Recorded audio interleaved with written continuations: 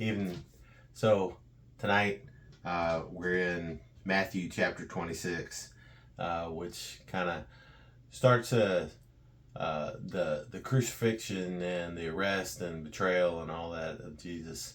Um, we also read this as looking in the mirror, right? We'll read it with some judgment sometimes, but we should look at the people that we're judging like we're looking at ourselves. So uh, let's see what God has to say to us through this. I bet He's got something to say just to you. Let's hear it. The plot to kill Jesus. When Jesus had finished saying all these things, He said to His disciples, "As you know, the Passover begins in 2 days, and the Son of Man will be handed over to be crucified." At that same time, the leading priests and elders were meeting at the residence of Caiaphas, the high priest, plotting how to capture Jesus and secretly kill him. But not during the Passover celebration, they agreed, or people may riot. Jesus anointed at Bethany. Meanwhile, Jesus was in Bethany at the home of Simon, a man who had previously had leprosy. While he was eating, a woman came in with a beautiful alabaster jar of expensive perfume and poured it over his head. The disciples were indignant, and when they saw this, "What a waste," they said. "It could have been sold for a high price and the money given to the poor." But Jesus, aware of this, replied, Why criticize this woman for doing such a good thing to me? You will always have the poor among you, but you will not always have me. She has poured this perfume on me to prepare my body for burial. I tell you the truth, wherever the good news is preached throughout the world, this woman's deed will be remembered and discussed. Judas agrees to betray Jesus. Then Judas Iscariot, one of the 12 disciples, went to the leading priest and asked, "How much will you pay me to betray Jesus to you?" And they gave him 30 pieces of silver. From that time on, Judas began looking for an opportunity to betray Jesus. The Last Supper. On the first day of the festival of unleavened bread, the disciples came to Jesus and asked, "Where do you want us to prepare the Passover meal for you?" "As you go into the city," he told them, "you will see a certain man. Tell him, 'The teacher says, my time has come, and I will eat the Passover meal with my disciples at your house.'" So the disciples did as Jesus told them and prepared the Passover meal there. When it was evening, Jesus sat down at the table with the 12. While they were eating, he said, "I tell you the truth, one of you will betray me." Greatly distressed, each one asked in turn, "Am I the one, Lord?" He replied, "One of you who has just eaten from this bowl with me will betray me. For the Son of Man must die, as the Scriptures declared long ago. But how terrible will it be for the one who betrays him? It will be far better for that man if he would have never been born." Judas, the one who would betray him, also asked, "Rabbi, am I the one?" And Jesus told him, "You have said it." As they were eating, Jesus took some bread and blessed it. Then he broke it in pieces and gave it to the disciples, saying, "Take this and eat it, for this is my body." And he took a cup of wine and gave thanks for it. And he gave it to them and said, "Each of you drink from it, for this is my blood, which confirms the covenant between God and his people. It is poured out as a sacrifice to forgive the sins of many.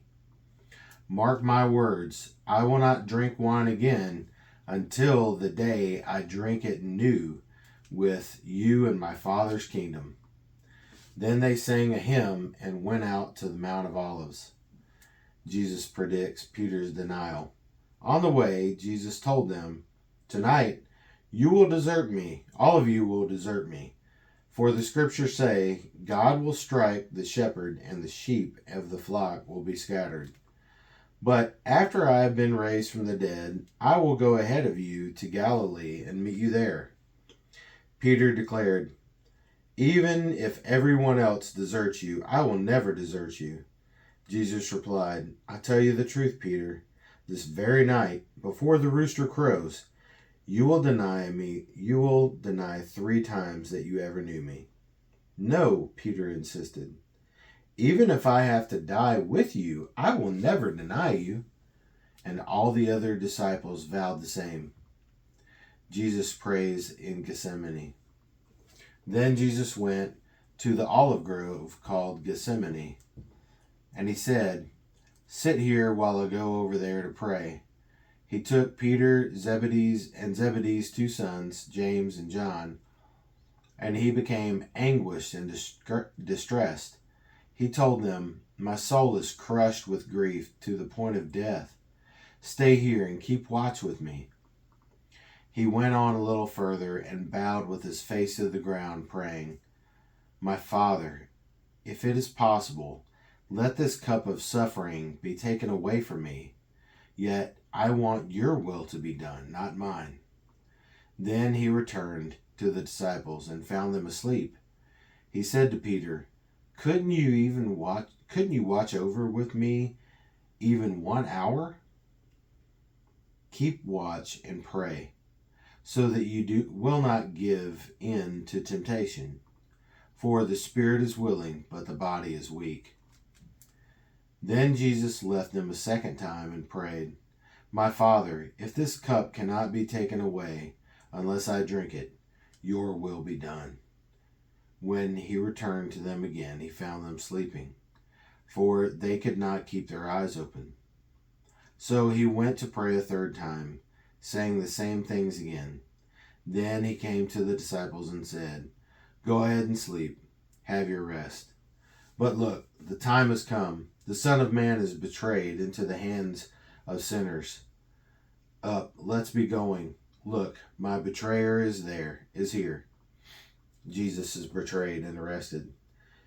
And even as Jesus said this, Judas, one of the 12 disciples, arrived with a crowd of men armed with swords and clubs. They had been sent by the leading priests and elders of the people. The traitor, Judas, had given them a prearranged signal. "You will know which one to arrest when I greet him with a kiss." So Judas came straight to Jesus. "Greetings, Rabbi," he exclaimed, and gave him a kiss. And Jesus said, "My friend, go ahead and do what you have come for."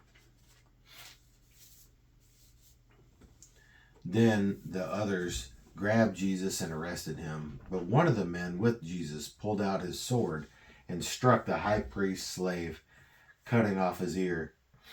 "Put away your sword," Jesus told him. "Those who use the sword will die by the sword. Don't you realize that I could ask my Father for thousands of angels to protect us, and he would send them immediately? But if I did, how would the scriptures be fulfilled that describe what must happen now?" Then Jesus said to the crowd, "Am I some dangerous revolutionary that you come with swords and clubs to arrest me? Why didn't you arrest me in the temple? I was there teaching every day." But this is all happening to fulfill the words of the prophets as recorded in the scriptures. At that point, all of the disciples deserted him and fled.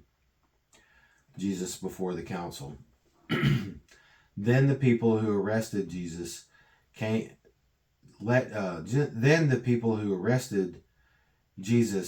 led him into the home of Caiaphas the high priest, where the teachers of religious law and the elders gathered. Meanwhile, Peter followed him at a distance. and came to the high priest's courtyard. He went in and sat with the guards and waited to see how it would all end. Inside, the leading priest and the entire high council were trying to find witnesses who would lie about Jesus so they could put him to death. But even though they found many who agreed to give false witness, they could not use anyone's testimony. Finally, 2 men came forward who declared, "This man said, I am able to destroy the temple of God and rebuild it in 3 days." Then the high priest stood up and said to Jesus, "Well, aren't you going to answer for these charges? What do you have to say for yourself?" But Jesus remained silent. Then the high priest said to him, "I demand in the name of the living God, tell us if you are the Messiah, the Son of God." Jesus replied, "You have said it. And in the future you will see the Son of Man seated in the place of power at God's right hand, and coming on the clouds of heaven." Then the high priest tore his clothing and swore his horror and said, to show his horror, and said, "Blasphemy! Why do we need any other witnesses? You have all heard his blasphemy. What's your verdict?" "Yeah. Guilty," they shouted. "He deserves to die." Then they began to spit in Jesus' face and beat him with their fists. And some slapped him, jeering, "Prophesy to us, you Messiah. Who hit you that time?" Peter denies Jesus. Meanwhile, Peter was sitting outside in the courtyard. A servant girl came over and said to him, "You were one of those men. You were one of those with Jesus, the Galilean." But Peter denied it in front of everyone. "I don't know what you're talking about," he said. Later, out by the gate, another servant girl noticed him and said to those standing around, "This man was with Jesus of Nazareth." Again, Peter denied it, this time with an oath. "I don't even know the man," he said. A little later, some of the other bystanders came over to Peter and said, "You must be one of them. I can tell by your Galilean accent." Peter swore, "A curse on me if I'm lying. I don't know the man." And immediately the rooster crowed. Suddenly, Jesus' words flashed through Peter's mind. "Before the rooster crows, you will deny me 3 times that you even knew me." And he went away weeping bitterly. Man, do you deny Jesus? Would you deny Jesus? Man, that's a question. That's a big one. Would you stand firm with him and die beside him? You see, these were the apostles like Peter and the rest of the disciples. This was before they had the Holy Spirit. If you're a believer and you have the Holy Spirit, what would stop you? Something to think about. So read this for yourself again and pray, guys. All right. Have a great night. Love you.